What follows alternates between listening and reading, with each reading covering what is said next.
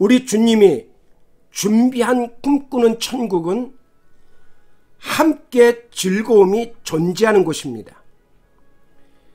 이사야 11장 6절에서 8절을 보면 항상 짝이 있습니다.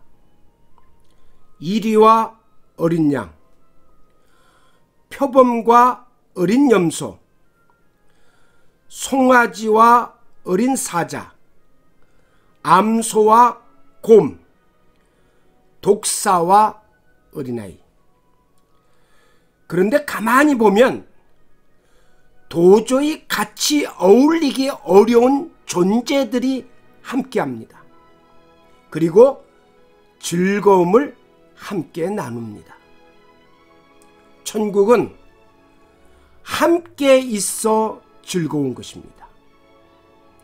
천국은 주님이 함께 계셔 즐겁습니다.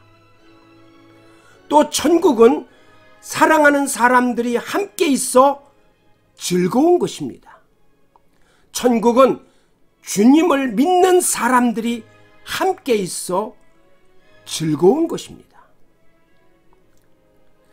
이사야 11장 9절입니다.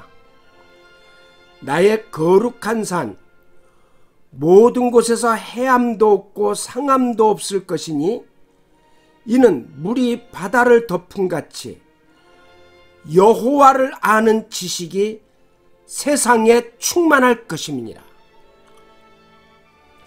하나님의 나라는 오직 하나님을 아는 지식, 하나님에 대한 생각으로 충만한 세상입니다. 그러기에 그곳에서는 찬양이 있습니다.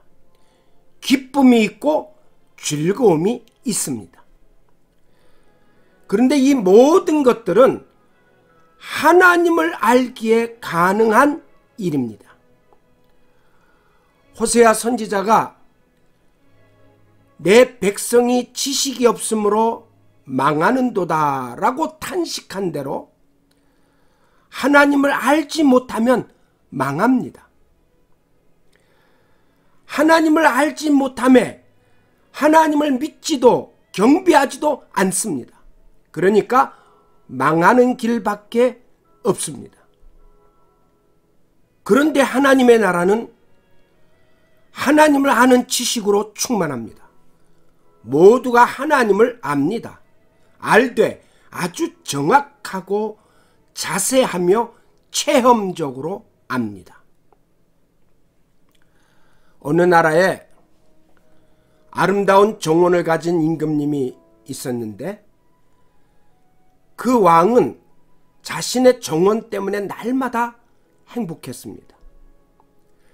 그런데 어느 날 정원에 나간 임금님은 꽃들과 나무들이 모두 시들시들 죽어가고 있는 모습을 보고 크게 놀랐습니다.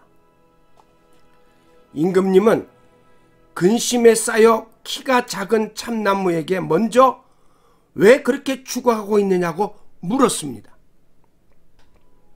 나는 저기 멋진 전나무처럼 키도 늘씬하지 못한 데 살아서 뭐 하겠어요? 그래서 임금님은 다시 전나무에게 다가가서 물었습니다. 넌 왜 힘이 하나도 없느냐? 임금님, 나는 포도나무처럼 맛있는 열매를 맺을 수 없답니다.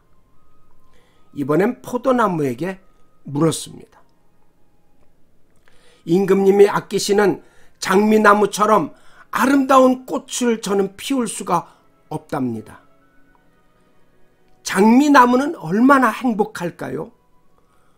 포도나무가 힘없이 잎사귀를 떨구며 말합니다. 임금님은 푹 한숨을 내쉬었습니다. 그런데 발밑에 키가 짤막한 제비꽃이 동그란 봉오리를 맺고 싱글싱글 웃는 것이 보였습니다. 임금님이 그 제비꽃을 보고 왜 너만은 그처럼 힘있게 살아가고 있냐고 물었습니다. 임금님이 나를 여기 심어준 것은 제비꽃으로 잘 자라기를 바라신 거죠. 그래서 나는 키도 작고 예쁘지 않지만 열심히 꽃을 피워 임금님을 기쁘게 해드리고 나도 기쁘게 살 거예요. 이것이 어찌 즐겁지 않을까요?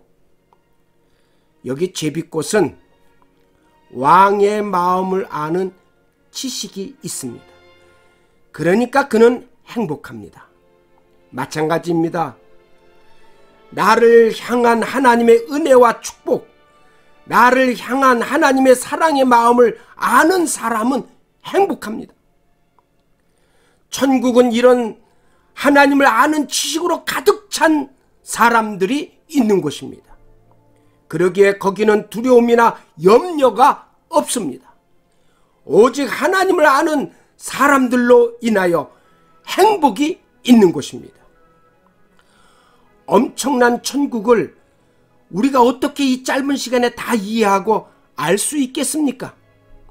그러나 분명한 것은 우리가 상상하는 것 이상의 아름다운 천국을 하나님은 믿는 자를 위해 예비해 놓으셨고 바로 나는 그 천국의 주인공이 될 수 있다는 사실입니다. 그래서 찰스 스펄전은 말하기를 우리가 천국에 가서 3번 놀라는데 첫째는 내가 그 영광스러운 천국에 왔다는 것으로 놀란다고 말했습니다. 사랑하는 성도 여러분, 우리가 기도할 때 특별히 내 마음속에 천국에 대한 소망이 불릴 듯 생겨나게 해달라고 기도합시다. 그리고 천국은 사랑하는 사람들과 함께 있을 때 더 즐겁다 했으니 내 주변에 사랑하는 사람들도 이 천국의 주인공이 되게 해달라고 기도해 주시기 바랍니다. 이 세상은 이미 천국을 상실하여 공평하지도 공정하지도 그렇다고 정의롭지도 않습니다. 이 세상은 가짜입니다. 더 이상 속지 말고 집착하지도 말고 지금 우리가 꿈꾸는 천국을 간직하고 그 하나님의 나라에 이룰 때까지 소망하며 살아가길 주의 이름으로 축원합니다. 시청해 주셔서 감사합니다.